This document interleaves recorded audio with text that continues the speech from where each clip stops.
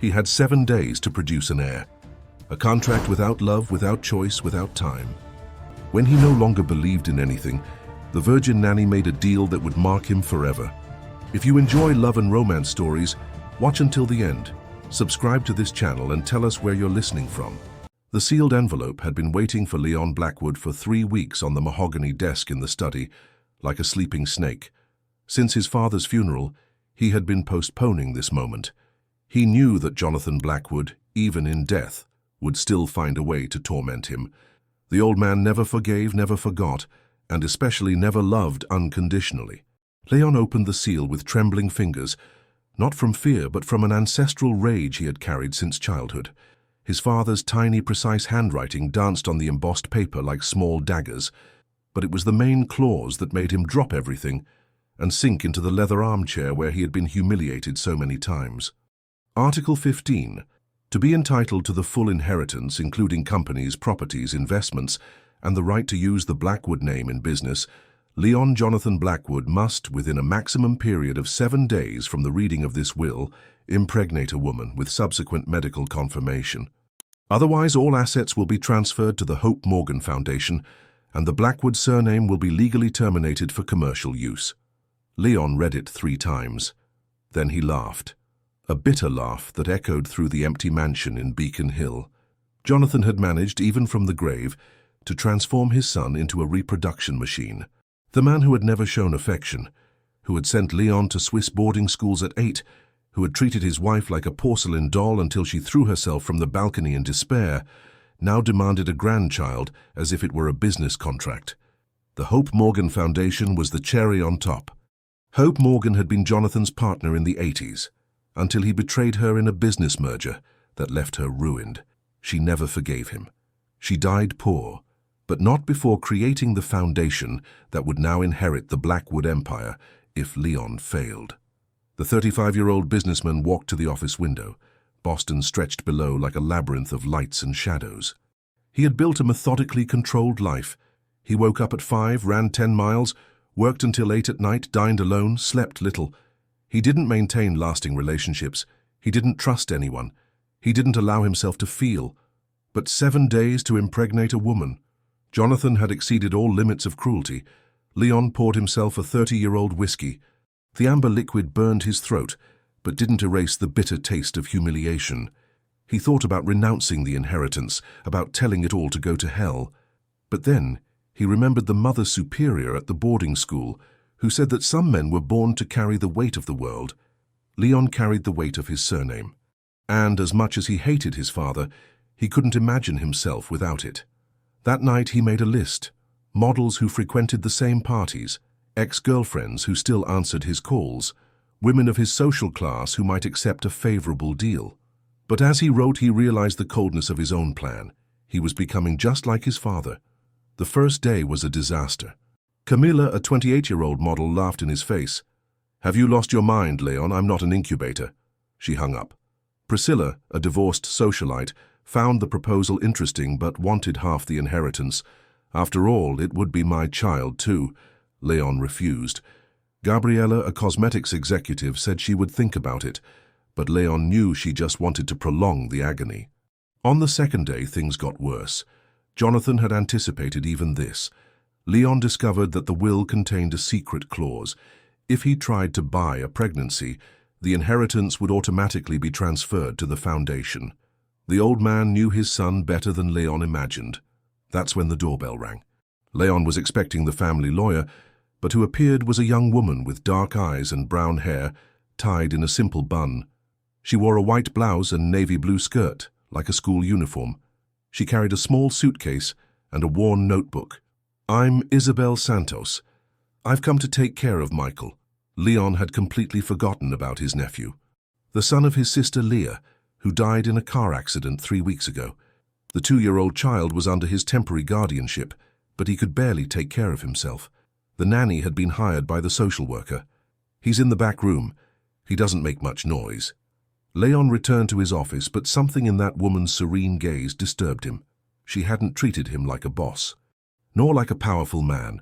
She had treated him like an ordinary human being. It had been a long time since that happened. During the afternoon, Leon heard laughter coming from Michael's room. Genuine, crystalline laughter. When he went out to dinner, he saw Isabel playing with the child on the living room floor. She was singing a children's song he didn't recognize, but which awakened a lost memory.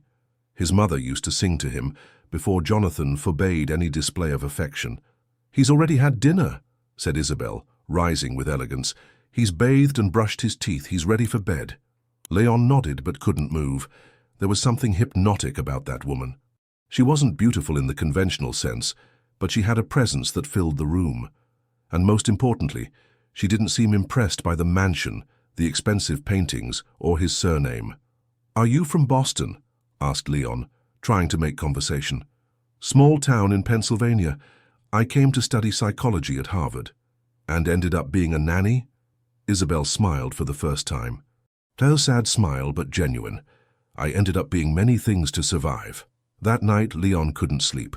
He thought about Isabel's smile, about how she cared for Michael, about the serenity with which she had faced the mansion's ostentation. He thought mainly about what his father would say if he knew his son was interested in a nanny from the countryside. But Jonathan was dead, and Leon had only 5 days to fulfill the most insane clause in American testamentary history. The third day dawned gray in Boston. Leon woke to the sound of Michael crying and Isabel's soft voice calming the child. It was 6 in the morning, and she was already awake, dressed with her hair combed and a smile on her face, as if caring for an orphaned child were the most natural thing in the world. Leon went down for breakfast and found the table set with simplicity. There wasn't the usual ostentation of the house staff, but a personal touch he hadn't seen in that environment for a long time. Michael was in his high chair, eating fruit puree that Isabel had prepared, and she was drinking black coffee, reading a book on child psychology. "Good morning," said Leon, still sleepy. "Good morning, Mr. Blackwood." "You can call me Leon." Isabel raised her eyes from the book. "I prefer to maintain formality. It's safer." The phrase intrigued him. Safer for whom? For her or for him? Leon served himself coffee and observed the young woman discreetly. She wore no makeup, had no jewelry, made no effort to draw attention, but there was something magnetic about her presence, a silent strength that contrasted with the fragility of her appearance. "May I ask your age?" Leon ventured. "Leon, 23 years old. You're young to care for children so naturally." Isabel closed the book and looked him directly in the eyes. "I took care of my grandmother from age 10 to 18. She had Alzheimer's. Then I cared for children at the university daycare to pay for my studies. It's not new to me." Leon felt a knot in his stomach. At 10, he was in a Swiss boarding school, complaining about the food and the distance from his parents. At 18, he was studying business at Harvard, funded by his father. He had never needed to care for anyone but himself, and even then, he did it poorly. "I'm sorry, I didn't mean to be invasive." "You weren't invasive. You were curious. It's different." Leon finished his coffee in silence. He had 4 days to fulfill the clause in the will, and he was wasting time talking to the nanny. But he couldn't get up from the table. There was something comforting about Isabel's presence, something that eased the constant pressure he felt in his chest. "Do you have a boyfriend?" he asked, before realizing the impropriety of the question. Isabel hesitated. "No. Have you ever had one?" "That's none of your business." Leon nodded, blushing. He was behaving like a teenager. "You're right. I'm sorry." "May I ask a question?" said Isabel, cleaning Michael's mouth with a napkin. "Of course. Why do you seem so sad?" The question caught him off guard. Leon had never considered himself sad. Controlled, yes. Focused, too. But sad. He looked at Isabel and realized she wasn't being intrusive. She was being sincere, as if she really cared about the answer. "I'm not sad," said Leon, but his voice came out weaker than intended. "Yes, you are. I recognize sadness because I've lived with it my whole life. My grandmother was sad, my mother was sad, I am too, but you have a different sadness. Older, deeper." Leon got up abruptly. "I need to work. Of course, I'll take care of Michael." Leon spent the entire day in the office but couldn't concentrate. Isabel's words echoed in his mind. Ancient sadness, deep sadness. She was right, but he had never admitted it to himself. He had grown up learning that feelings were weakness, that Blackwood men didn't allow themselves vulnerabilities.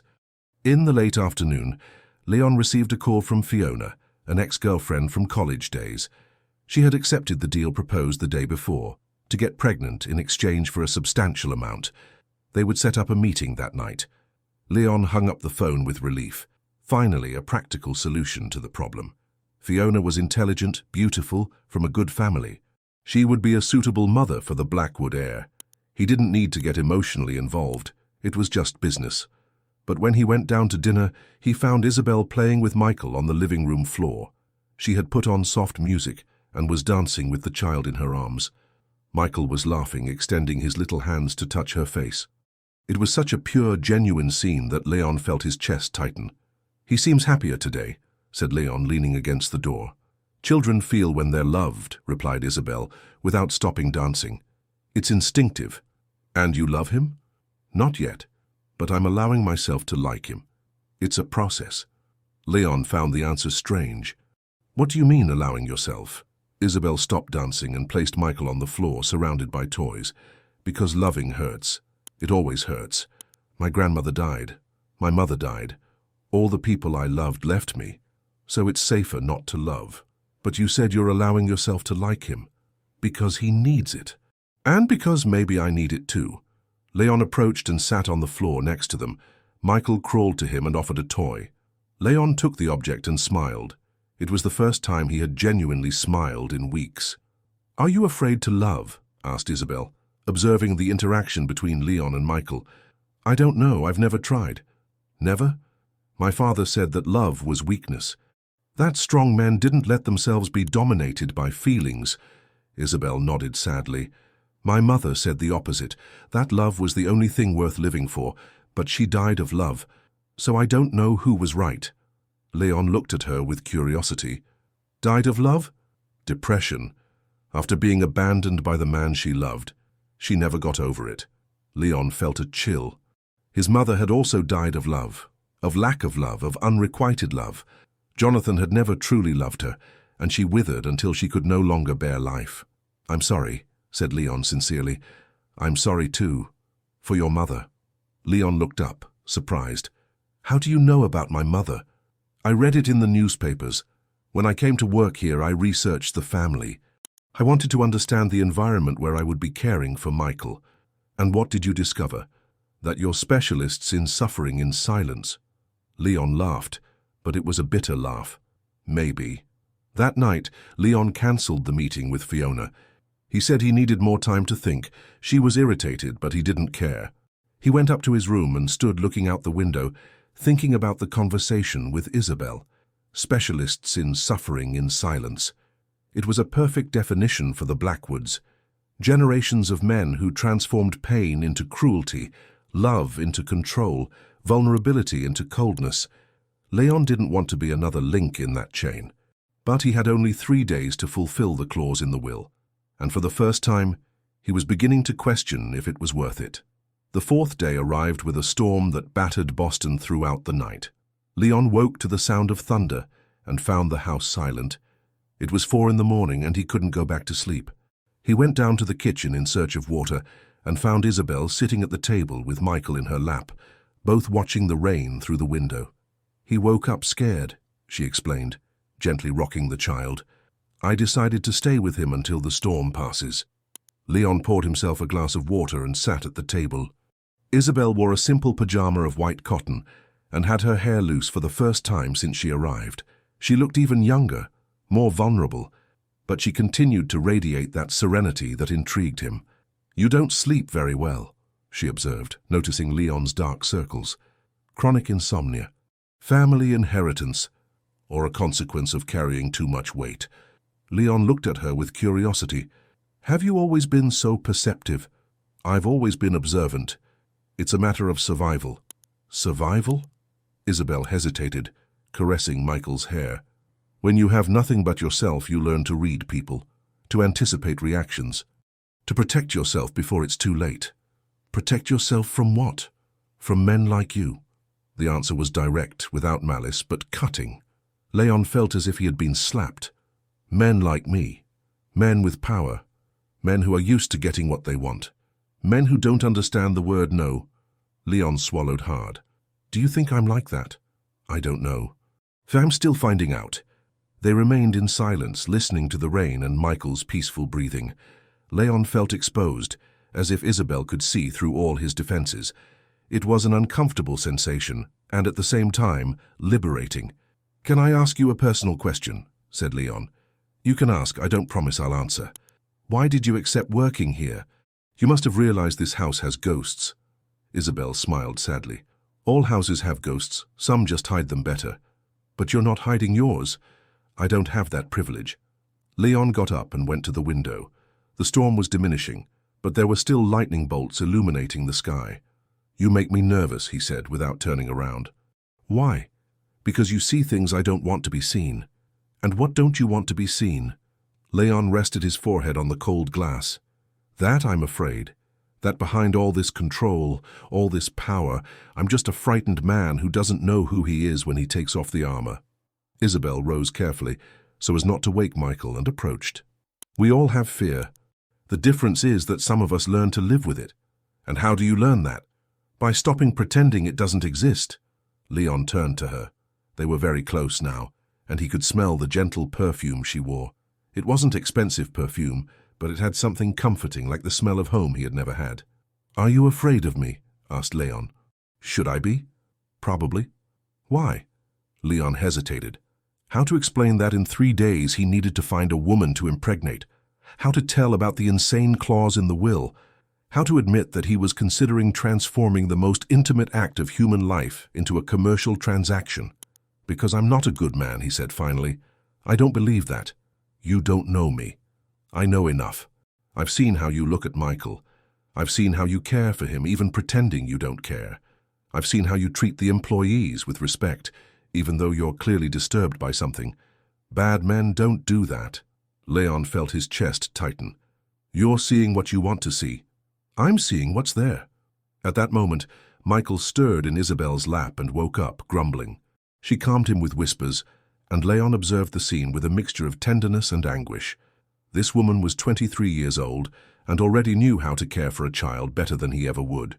She had come from the countryside, alone, to study and work in a hostile city. She had lost her mother and grandmother, but continued to be kind to the world. "Isabel," said Leon impulsively. "Yes? If I asked you something that might seem insane, would you at least listen to me?" Isabel studied him carefully.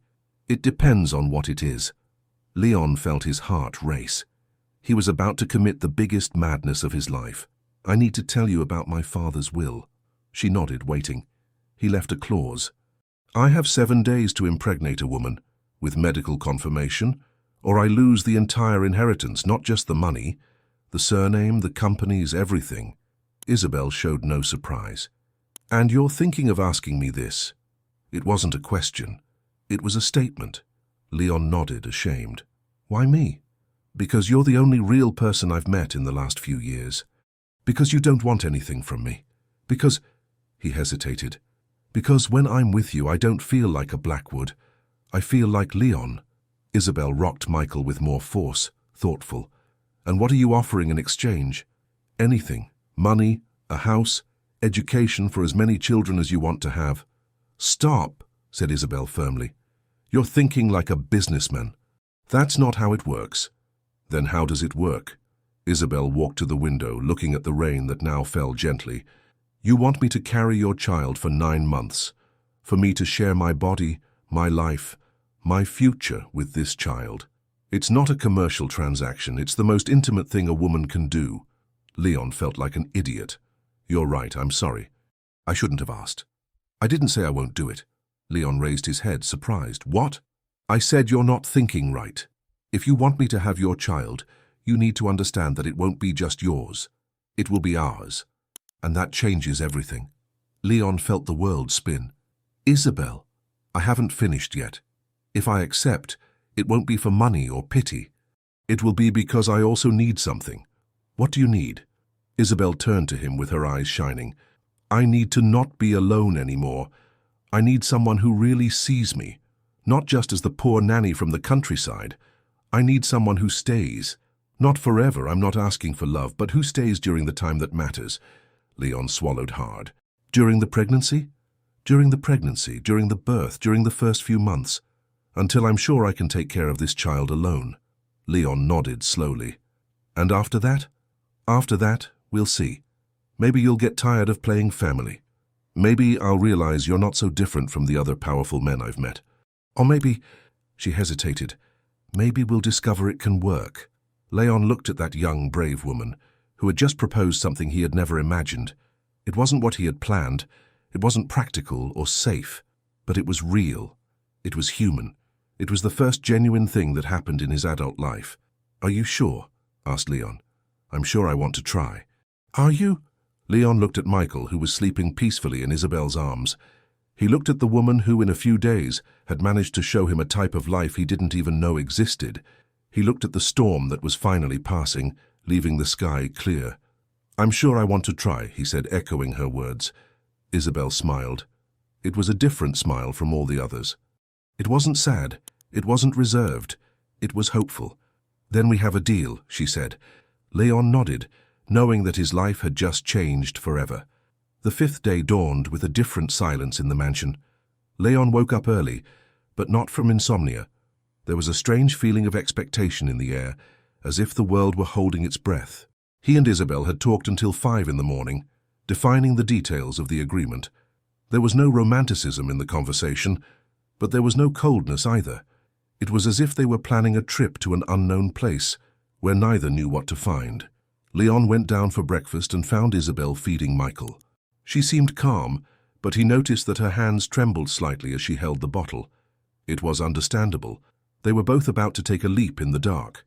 Good morning, said Leon, trying to sound natural. Good morning. I thought a lot about our conversation. Leon's heart raced. And? I need some guarantees. Of course, anything. First, I want complete medical monitoring. Not just for the pregnancy, but before. I want to be sure I'm healthy. Leon nodded. I know the best obstetrician in Boston, Dr. Richard Miller.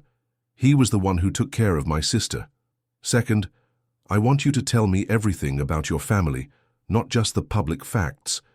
I want to know about hereditary diseases, psychological problems, everything that can affect the child. All right. Third, if I get pregnant, I want you to move to the room next to mine. Not to share the bed, but to be present. I want you to accompany every medical appointment, every ultrasound, every important moment. Leon hesitated. Isabel, I work a lot. I have meetings, trips, then cancel them. Or delegate. If you want me to carry your child, you need to be present for it. The firmness in her voice surprised him. Leon was used to being dominant in any negotiation, but Isabel wasn't negotiating. She was establishing conditions, and he realized that, strangely, he liked it. All right, he agreed. Anything else? Last thing. I want you to promise me that if this doesn't work out, if I don't get pregnant or if we lose the baby, you won't blame me.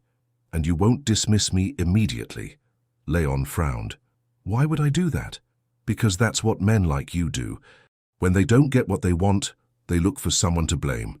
I'm not like other men. Prove it. Leon looked at her for a long moment. There was challenge in her eyes, but also fear. Isabel was putting herself in an extremely vulnerable position, and he was beginning to understand the weight of this decision. I promise, he said solemnly. I promise I'll be present. I promise I won't blame you if things don't go as planned, and I promise I'll treat you with respect always. Isabel nodded, seeming more relaxed. Thank you. Can I ask a question? You can. Why do you trust me? You yourself said that men like me are dangerous. Isabel put Michael in the stroller and stood up. I don't trust you, not yet, but I trust myself. I trust in my ability to get out of this situation if it becomes unsustainable. Leon smiled admiringly. You're stronger than you appear. I had to be. That afternoon, Leon cancelled all meetings and took Isabel to Dr. Richard Miller's office. He was a middle-aged man with graying hair and a gentle smile that immediately made Isabel more comfortable. So you want to have a baby, said the doctor, after hearing the edited version of the story that Leon had prepared. Yes, replied Isabel, with a conviction that surprised Leon. I'll do a battery of tests. Blood, hormones, ultrasound. I want to be sure everything is okay before you try. During the tests, Leon waited in the room, nervous. For the first time, the reality of what they were doing hit him completely. It wasn't just about the inheritance or the will. It was about creating a life, about bringing a child into the world, about becoming a father. When Isabel came out of the office, she looked pale. "Everything's okay," she said, seeing the concern on his face. "I'm just nervous. When do the results come out?" "Tomorrow. But the doctor said that based on the clinical exams, he doesn't see any problem." Leon nodded, relieved. "Do you want to go home?" "I want to walk a bit. I need to think." They walked through Central Park in silence. It was late afternoon, and the park was full of families. Children running, parents pushing strollers, couples walking hand in hand. Leon observed everything with a new intensity, as if he were seeing a world that had always existed, but that he had never noticed. "Are you afraid?" asked Isabel, stopping near a lake. "Very," admitted Leon. "And you?" "Also. But it's a different fear than I imagined." "How so?" "I thought I would be afraid of you, of what you could do to me. But the fear I feel is of myself." Leon turned to her. "Why?" "Because I could fall in love with you, and that's not part of the deal." Her sincerity disarmed him. Leon was used to games, to manipulations, to strategies, but Isabel spoke with a brutal honesty that left him defenseless. "Would that be so bad?" he asked without thinking. "It would be complicated. You're a man used to having what you want. I'm a woman used to losing what I love. It's not a good combination." Leon stopped walking and positioned himself in front of her. "Isabel, I don't know what will happen between us. I don't know if I can be the man you need, but I know I don't want to hurt you. It doesn't just depend on whether you want to or not. Sometimes we hurt without meaning to. Then what do? We try, and we hope that if it goes wrong, we can forgive ourselves." Leon looked at that young, brave woman who was willing to risk everything for a deal that could destroy her, and for the first time in his life he felt something he had never experienced, the desire to protect someone more than himself.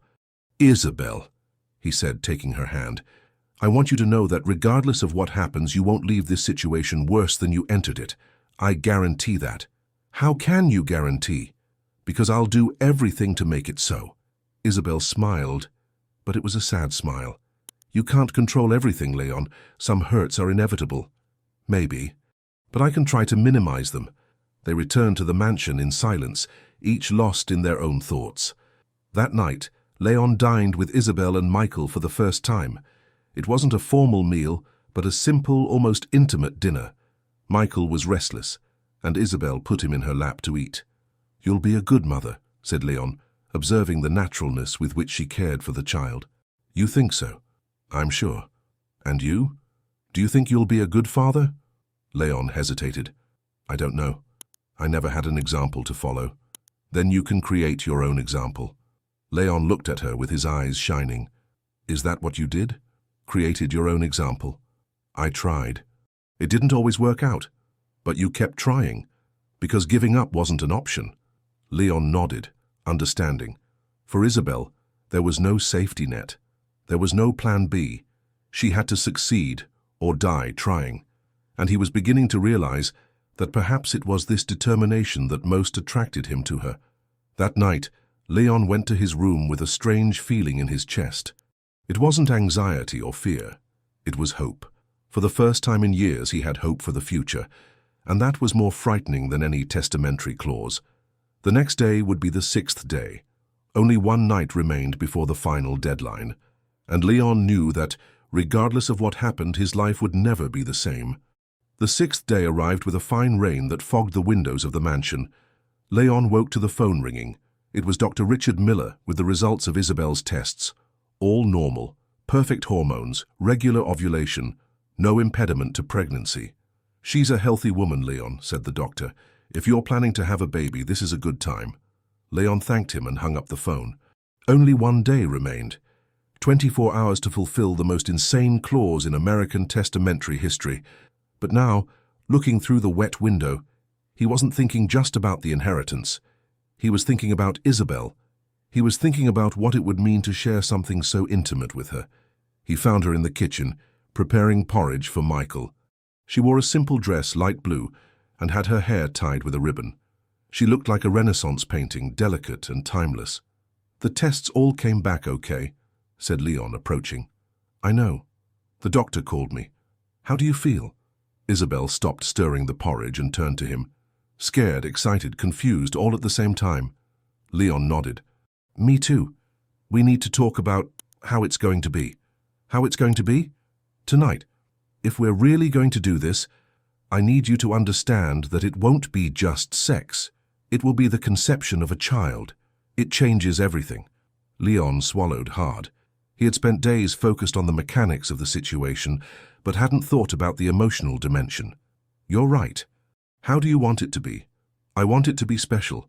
Not romantic, I'm not asking for that, but special. I want it to be something I can remember without shame, regardless of what happens after. What do you consider special? Isabel smiled shyly. You might think it's silly. I won't think that. I want to have dinner with you, really. Not just share the table, but talk. I want you to tell me stories from your childhood.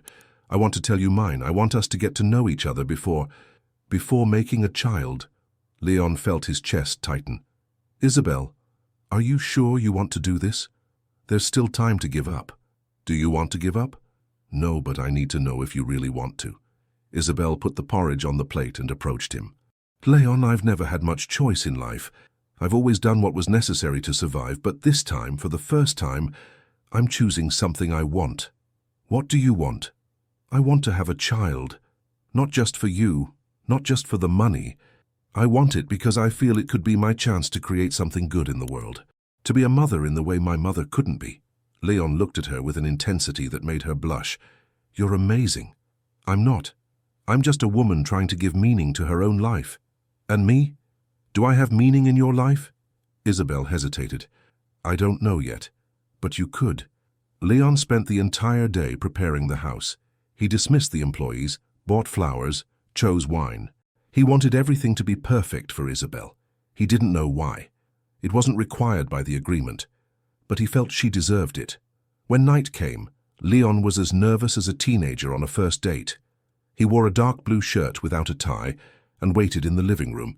Isabel came down wearing a simple black dress but which enhanced her discreet curves. She was beautiful in a natural way without artifice. You look very beautiful, said Leon sincerely. Thank you, you too. They dined in the smaller, more intimate dining room. Leon had prepared a simple menu, salad, grilled fish, risotto. Nothing too elaborate, but made with care. Isabel praised the food, and he told her he had learned to cook at boarding school as a way to stay connected to something real. Tell me about your childhood, asked Isabel, serving herself wine. Leon talked about the boarding schools, about the lonely vacations, about the mother who died when he was 12. He told about the cold father, about the constant pressure to be perfect, about the loneliness that had accompanied him since childhood. Were you never happy? Asked Isabel. Happy? I don't know what that is. Were you? Sometimes. When my grandmother told me stories before bed, when I passed the college entrance exam, when I hold Michael in my arms and he smiles at me. Small moments. They're the only ones that matter. Leon nodded, understanding. Isabel, can I ask you something? Sure. Why are you still a virgin? Isabel blushed, but didn't look away. Because I never found someone worth it. Because my mother taught me that the body is sacred, and I took that seriously. Because... She hesitated. Because? Because I always knew the first time would be special. Not necessarily with the love of my life, but with someone who respected me. Leon felt the weight of the responsibility. And do you think I respect you? I think you're learning to respect me, and that's enough. After dinner, they went to the living room, where Leon put on soft music. Isabel sat on the sofa, and he knelt on the floor beside her. Can I touch you? He asked, extending his hand. You can. Leon touched her face with delicacy, as if it were crystal. Isabel closed her eyes and leaned into the touch. It was the first time he had touched her in an intimate way, and the sensation was electric. You're beautiful, whispered Leon. You don't need to say that. I'm saying it because it's true. Leon kissed her softly. It was a chaste kiss, almost reverent. Isabel responded timidly, and he felt his heart race. It wasn't just physical desire, it was connection. It was something he had never experienced. Are you sure? Asked Leon, pulling away. I am. And you? I am. Leon picked her up in his arms and carried her to the bedroom. Not to his room, but to a neutral room, which he had prepared especially for this night. There were candles, rose petals, soft music. Everything he imagined a first time should have. "Leon," said Isabel when he placed her on the bed, "thank you." "For what?" "For making this special. For making me feel special." Leon kissed her again, this time with more intensity. "You are special, Isabel. You're the most special thing that's ever happened in my life." They made love slowly, carefully, with respect. Leon was gentle, attentive to her signals, concerned for her comfort. Isabel gave herself completely, trusting him in a way that deeply moved him. It wasn't perfect. First times never are. But it was intimate, it was true, it was loaded with meaning. When they finished, Isabel cried, not from pain, but from relief. Leon embraced her, whispering words of comfort. "Are you okay?" he asked. "I am. Better than okay." "Didn't it hurt too much?" "It hurt, but it was a good pain, a pain that's worth it." Leon smiled, kissing her forehead. "Thank you, Isabel. For trusting me. Thank you. For making me feel like a woman." They fell asleep embracing without thinking about tomorrow, without thinking about the consequences. Just in the present. Just in the moment. Just in what they had just shared. When Leon woke the next day, it was the 7th day, the final deadline, and Isabel wasn't in bed. He found her in the bathroom, pale, holding a bloodied towel. "Isabel, what happened?" I'm bleeding more than I should." Leon felt the world collapse. "We're going to the hospital, now." "Leon, what if—" "No, we're not going to think about that. We're going to the hospital." Leon carried her to the car, his heart racing. It wasn't just the inheritance at stake, it was Isabel's life. And he realized at that moment that she had become more important to him than any fortune in the world. Boston General Hospital was busy on the morning of that 7th day. Leon carried Isabel in his arms to the emergency room, ignoring the curious looks and whispers of those present. She was pale but conscious, holding his hand firmly as if it were an anchor. "I need help," shouted Leon to the receptionist. My girlfriend is bleeding." The medical team acted quickly. Isabel was taken to a reserved room, and Leon stayed in the corridor, walking from one side to the other like a caged animal. He called Dr. Richard Miller, who promised to arrive in 20 minutes. "Mr. Blackwood," a nurse approached. "Can you answer some questions about the patient?" Leon nodded, trying to concentrate. He answered about Isabel's medical history, about the previous night, about the bleeding. With each question, he felt the weight of responsibility grow in his chest. When Dr. Miller arrived, Leon stood up immediately. "Doctor, how is she?" "Calm down, Leon. I'm going to examine her now." "You stay here. Can I go in with her?" "Not at this moment. I need to do some tests."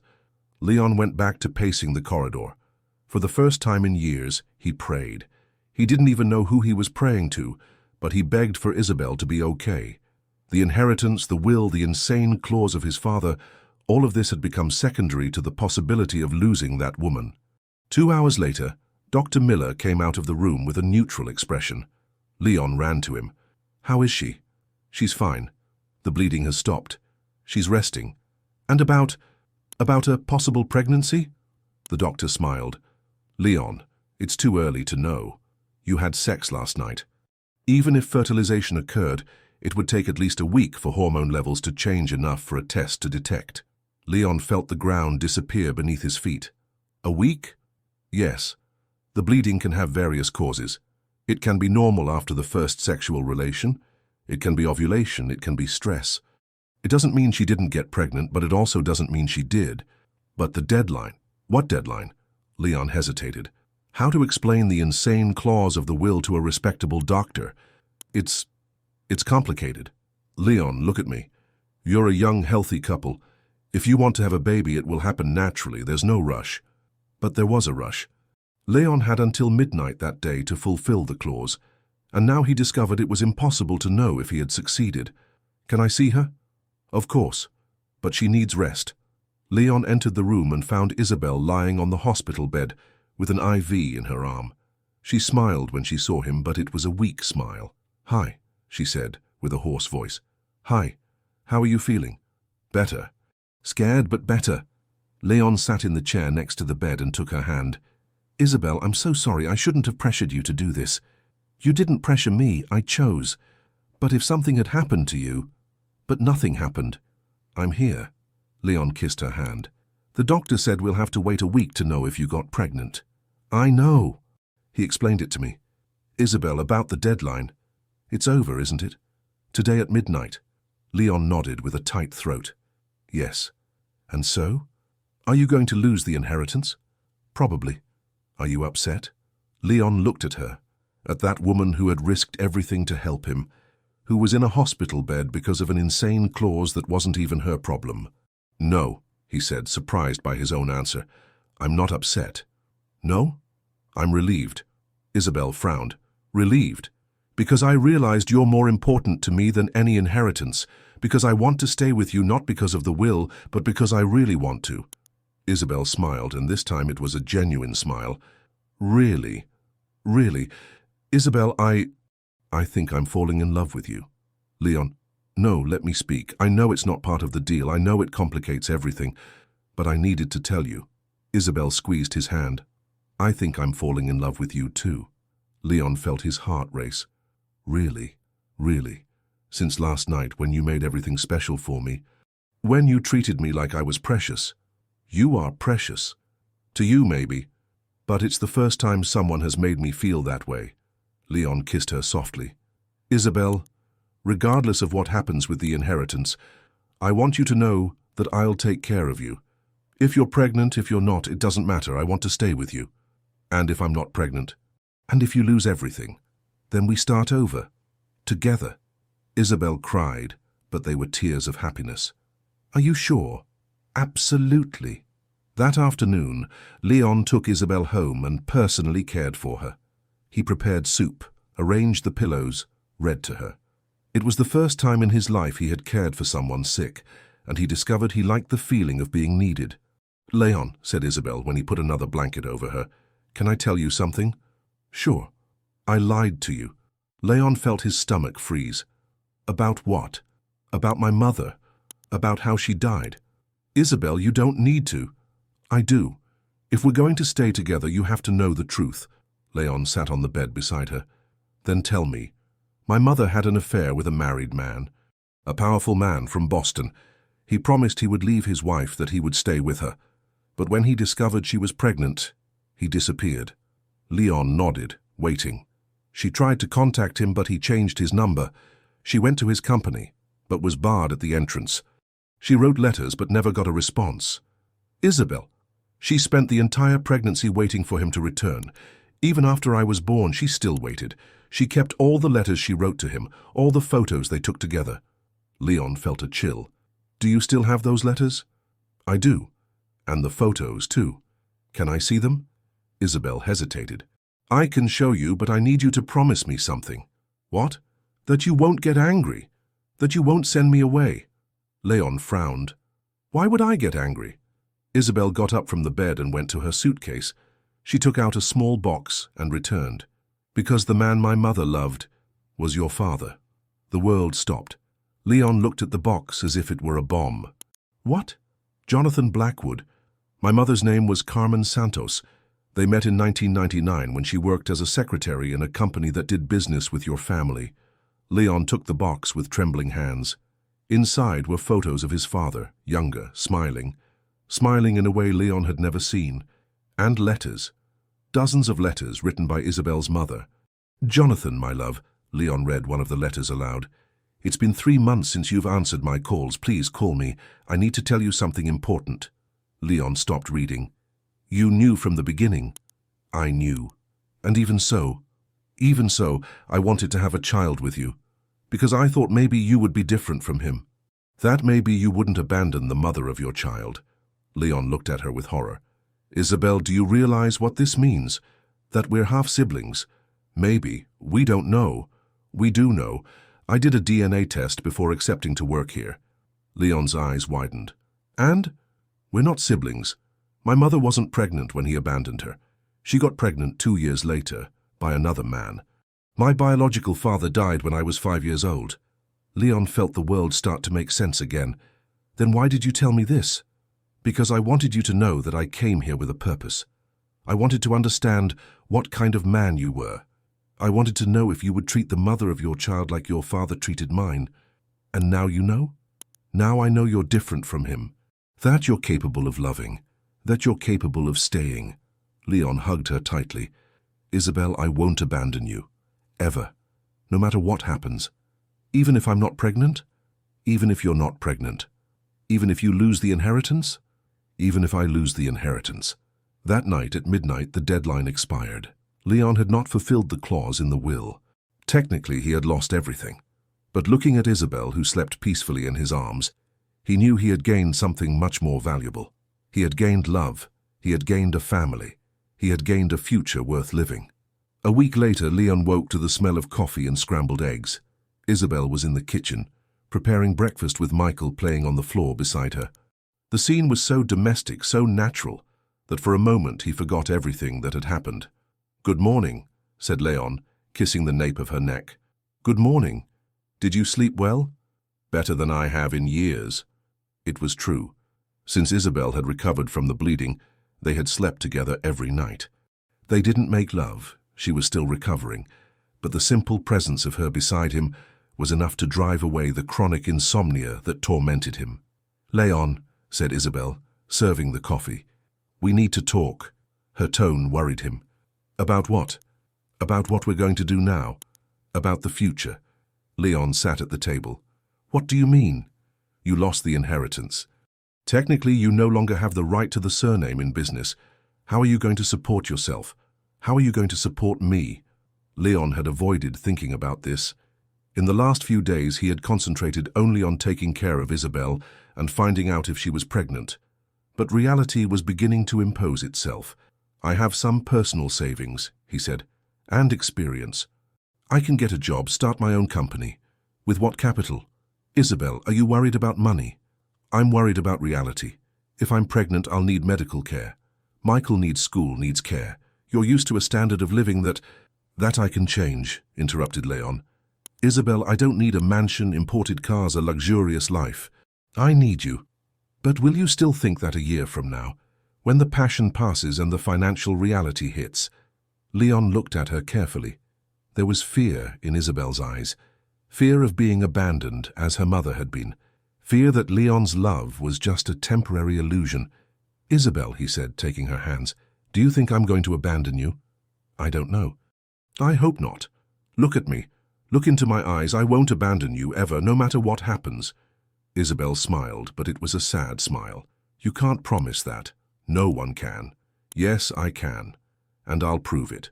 Leon got up and went to the study. He returned with a folder of documents. "What is this?" asked Isabel. "My will. I drafted it yesterday with the lawyer." "Leon, you don't need to—" "Yes, I do. I want you to know I'm serious. That no matter what happens to me, you and Michael will be protected." Isabel took the document and read in silence. Leon had left everything to her. The personal savings, the investments he had outside the family business, even the rights to some projects he had developed independently.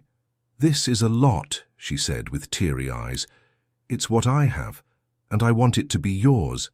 But what if I'm not pregnant? It remains yours. Isabel, I love you, not just as the mother of a possible child of mine, but as a woman, as a person. As the light that came into my life and changed everything." Isabel cried, but this time they were tears of happiness. "I love you too, Leon, more than I thought was possible. Then let's make this work, together." That afternoon, they went to the doctor for the pregnancy test. Leon held Isabel's hand during the blood collection, and both waited nervously for the result. "Well," said Dr. Miller, entering the room with a neutral expression. "I have good news." Leon felt his heart race. "Is she pregnant?" "She is. About 2 weeks. And from the tests, it seems they're twins." The world stopped. Leon looked at Isabel, who had her hand over her mouth in shock. "Twins?" repeated Leon. "Yes, 2 babies. Everything's fine, it's a healthy pregnancy, but it will need special care." Leon hugged Isabel and cried. He cried from happiness, from relief, from an emotion he couldn't name. Isabel was also crying, laughing at the same time. "2 babies," she whispered. "We're going to have 2 babies." "We're going to have 2 children," confirmed Leon, kissing her. When they left the office, Leon felt as if he were floating. Technically, he had fulfilled the clause in the will. Isabel was pregnant, but the deadline had expired. Would it be too late? "Leon," said Isabel in the car, "are you going to try to recover the inheritance?" "I don't know. Legally, I might still have the right. But honestly, I don't know if I want to." "Why?" "Because that will was made by a man who didn't know love, who confused power with happiness. I don't want to be like him. But it's your inheritance, your family. My family is you, the babies, Michael. The rest is just money." Isabel smiled. "Are you sure?" "Absolutely."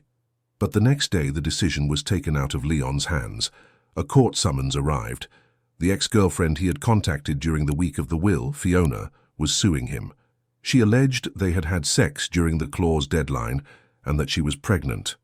"That's impossible," said Leon, reading the document. "I cancelled the meeting with her." "But did you call her?" asked Isabel. "I did, and we set up a meeting, but I cancelled it." "Does she have a way to prove you had sex?" Leon hesitated. "She has photos of us together, from when we dated in college. And she has text messages from me setting up the meeting." Isabel went pale. "Leon, if she manages to prove she's pregnant by you, she's not."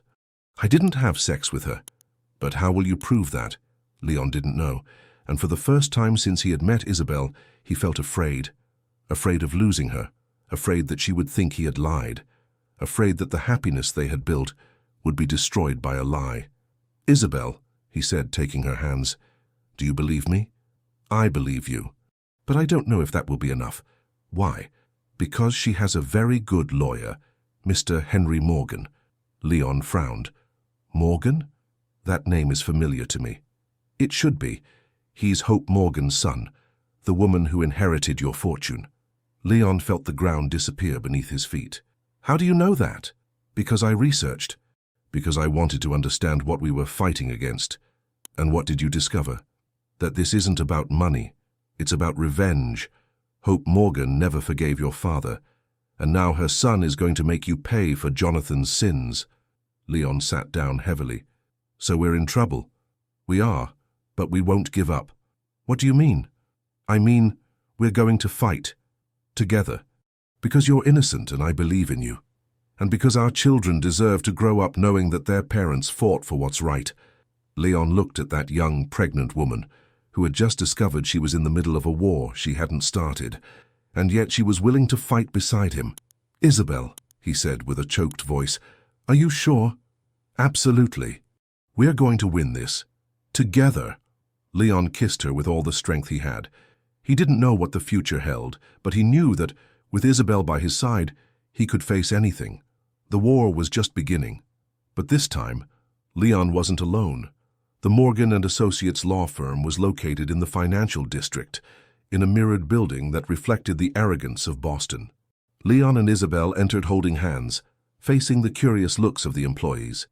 Isabel wore a discreet navy blue dress, but which didn't completely hide the belly that was beginning to grow. Mr. Henry Morgan was a 50-year-old man, with gray hair combed back and eyes as cold as his mother's. He received them with a smile that didn't reach his eyes. "Mr. Blackwood," he said, extending his hand. "Or should I say Mr. Leon? After all, you lost the right to the surname in business." Leon shook his hand firmly. "You can call me Leon. And this is my fiancée, Isabel." "Fiancée?" Mr. Morgan raised an eyebrow. "How quick? I didn't know you were engaged." "We got engaged last week," lied Leon, discreetly squeezing Isabel's hand. "Interesting. Well, let's get straight to the point. My client, Fiona Oliveira, alleges that she had sexual relations with you during the period established in your father's will. She is pregnant and demands paternity recognition." Leon leaned forward. "Doctor, I didn't have relations with Fiona. I cancelled our meeting." "But you did set it up, didn't you? We have the messages." "I did. But I cancelled. She says you met, that you had sex, and that you dismissed her coldly the next day." "That's a lie." Dr. Morgan opened a folder and spread photos on the table. They were intimate photos of Leon and Fiona, clearly taken years before when they were dating in college. "These photos show you had an intimate relationship. Fiona alleges that you sought her out specifically to fulfill the clause in the will." Isabel picked up one of the photos and examined it. "These photos are old. You can tell by the quality, by their age. My client admits they dated in the past. but alleges they rekindled the relationship recently. Where's the proof of that? Asked Isabel. Dr. Morgan smiled. It's here. He placed on the table copies of text messages, call records, and even a blurry photo of Leon entering the building where Fiona lived. Leon felt his stomach turn. That photo? I was never in that building. We have a witness who saw you entering. What witness? The doorman. He's willing to testify. Isabel studied the photo carefully. This photo is edited. Look at the shadow. It doesn't match the angle of the light. Dr. Morgan shrugged. You'll have to prove that in court. And the paternity test? Asked Leon. Fiona is willing to take it, of course, but first we need to resolve the inheritance issue. Leon frowned. What do you mean? Simple. If it's proven that you fulfilled the clause in the will through Fiona's pregnancy, the inheritance should be yours. But since the deadline has expired, there's a legal dispute. What's the proposal? The inheritance is divided. Half for you, half for the Hope Morgan Foundation. In exchange, my client won't file for paternity recognition. Leon looked at Isabel. And if I refuse? Then we'll face this in the courts, and I guarantee it will be a long, expensive, and very public process. Your reputation will be destroyed, the reputation of your fiancé as well. Isabel stood up. Dr. Morgan, may I speak with you alone? Leon looked at her, surprised. Isabel, just 5 minutes. Leon left the room, suspicious. He stayed in the corridor, hearing muffled voices through the door. When Isabel came out, she seemed calm. What did you talk about? Asked Leon. Woman business, she said, smiling mysteriously. In the car, Leon insisted. Isabel, what did you say to him? I told him I'm pregnant with twins, that we have intimate photos too, that if he wants to play dirty, we can play too. You have intimate photos of me. No, but he doesn't know that. Leon laughed for the first time in days. You're brilliant. I also told him I know people who work at the same company as Fiona, that I can prove she's not pregnant.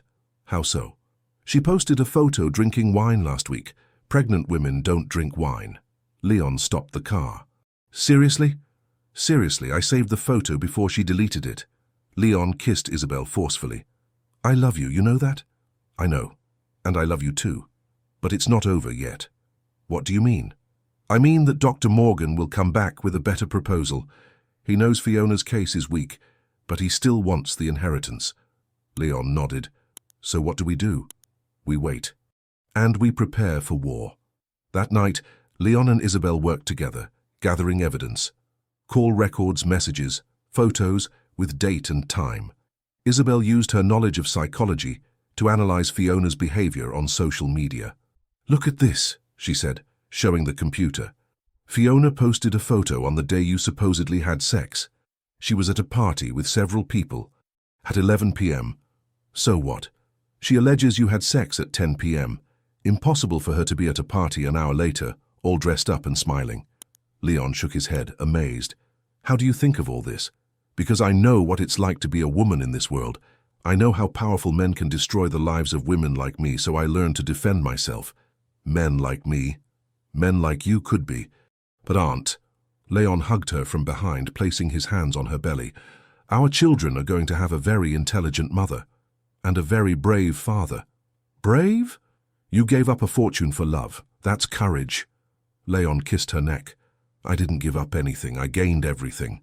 The next day, as Isabel had predicted, Dr. Morgan called. He wanted to reschedule the meeting. He had a new proposal. My client has given up on the process, he said when they met again. Why? Asked Leon, feigning innocence. Personal issues. But the Hope Morgan Foundation still has rights to the inheritance since the deadline expired. But my fiancée is pregnant. I can prove I fulfilled the clause. After the deadline. By a few hours. And for medical reasons. Dr. Morgan hesitated. What are you proposing? That we divide the inheritance, but not in half. 70% for me, 30% for the foundation. Impossible. Then we'll see each other in court. Leon got up to leave, but Dr. Morgan held him. Wait, I can consider 60 for you, 40 for the foundation. Done. They shook hands, and Leon left the office with Isabel, victorious. But the victory had a bitter taste when Leon discovered the next day that Dr. Morgan had lied. The foundation wouldn't get 40%. Dr. Morgan was the true heir. Hope Morgan had died years before, leaving everything to her son, and he had used the foundation only as a front to steal Leon's inheritance. "He tricked us," said Leon, reading the document the lawyer had sent him. "No," said Isabel calmly. "He tried to trick us, but he didn't succeed." "What do you mean?" "Because I recorded the conversation. All of it. And I can prove he committed fraud." Leon looked at her, open-mouthed. "You recorded it?" "I recorded it. And I also discovered that Fiona received money from him to lie. I have the bank statements."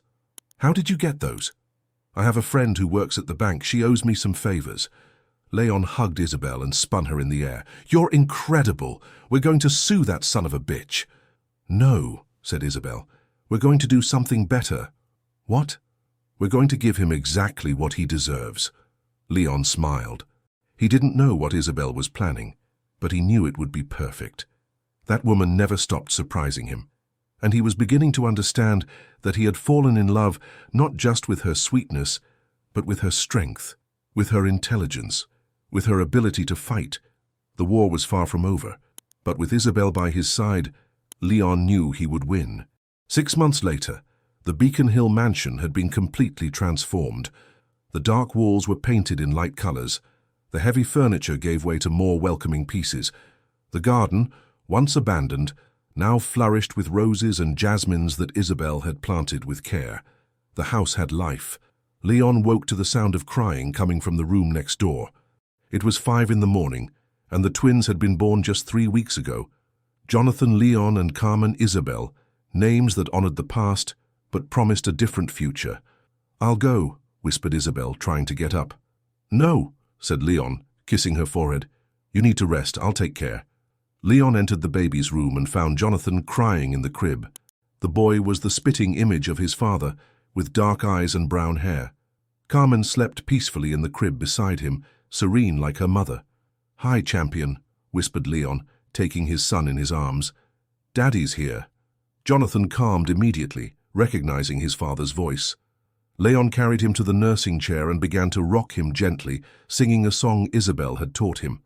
"You know Daddy loves you very much, right?" said Leon to the baby, "and that he'll always be here. I won't abandon you like my father abandoned me, I promise." Jonathan yawned and closed his little eyes. Leon continued rocking, lost in thought. In the last few months his life had changed completely. Not just because of the arrival of the children, but because of the transformation Isabel had wrought in his soul. "Did he fall asleep?" asked Isabel, appearing at the door of the room. "He did. You should be resting." "I can't sleep when you're not nearby." Leon smiled. "Neither can I." Isabel approached and nestled beside him in the chair. "You know it's been a year today since we met." "I know.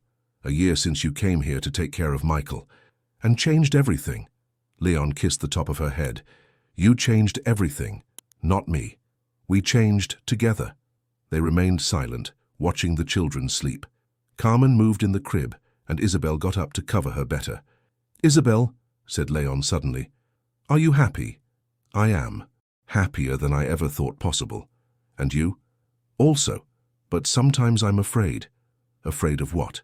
"Of waking up and discovering all this was a dream. Of losing you. Of becoming like my father." Isabel knelt beside the chair and took Leon's face between her hands. "Look at me. You're not like your father. You're gentle, present, loving. You're the father your children deserve." "How are you so sure?" "Because I see how you look at them, how you pick them up, how you sing to them. Your father never did that with you, did he?" Leon shook his head. "Never. I barely remember him touching me." "Then you're already a better father than he was." Leon smiled, feeling his heart warm. "Thank you for believing in me. Thank you for letting me believe." That morning, after the babies went back to sleep, Leon and Isabel had coffee on the veranda. Michael, now 3 years old, played in the garden with the dogs they had adopted the week before. "Uncle Leon," shouted Michael, running to him. "Look what I found." The boy showed a small turtle that had appeared in the garden.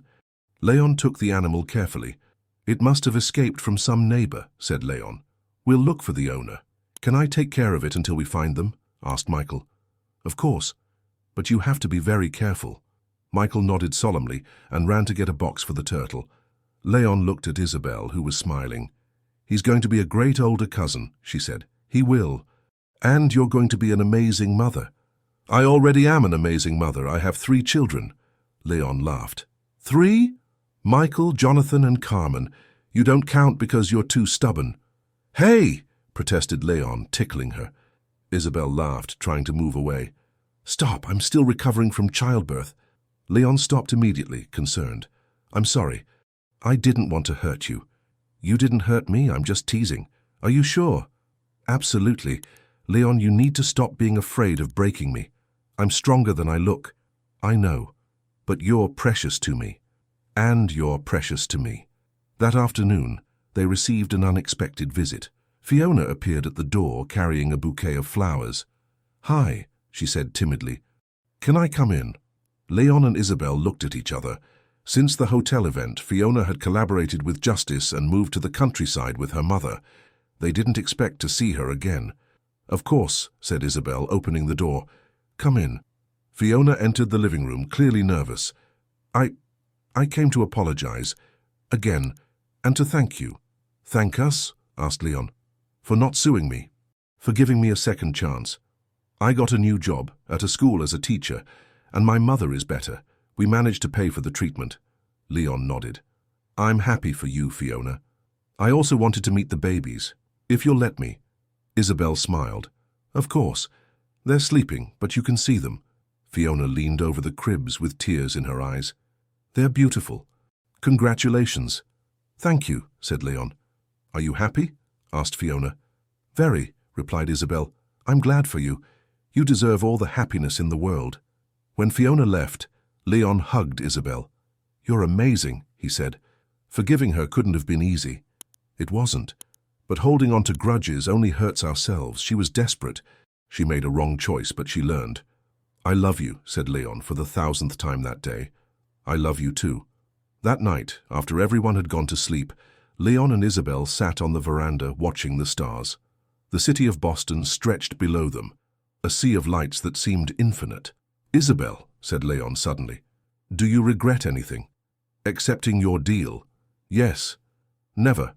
It was the best decision I ever made, and you. The same, you saved my life. We saved each other. Leon took her hand and kissed it. Promise we'll always be together. I promise.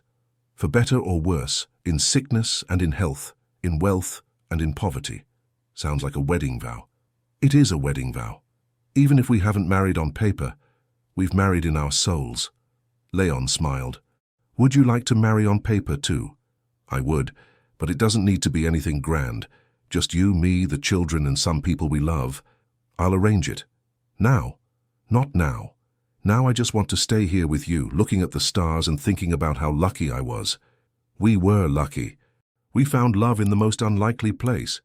In an insane will, in an absurd clause, in an impossible deadline. They laughed, remembering how it all began, the fear, the hopelessness, the loneliness, and how, in the midst of all that, the purest and truest love either of them had ever experienced was born. Leon, said Isabel, resting her head on his shoulder. Thank you. For what? For choosing me. For loving me. For giving me a family. Thank you. For teaching me what love is. For making me a better man. For giving me children. Our children will grow up knowing they're loved. They will. And they'll know that love conquers all. Even insane wills. Even insane wills. They remained silent, embracing, watching the city fall asleep. In the next room, the babies slept peacefully. Michael dreamed of his turtle. The house breathed peace and love. Leon thought of his father, the cold and cruel man he had been. He thought of his mother, who had died without knowing happiness. He thought of all the generations of Blackwoods who had lived in that house without ever experiencing true love.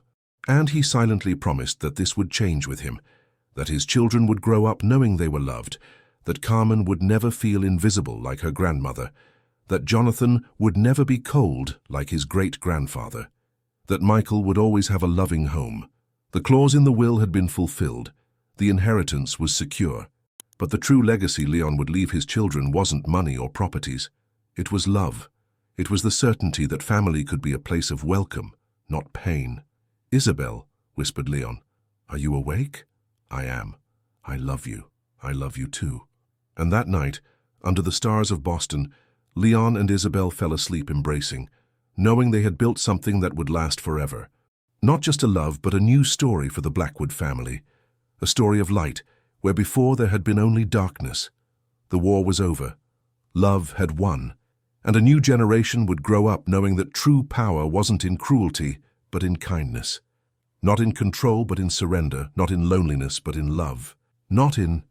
The Beacon Hill mansion, which had once been a mausoleum of pain, was now a home of joy, and Leon finally knew what it meant to be truly rich.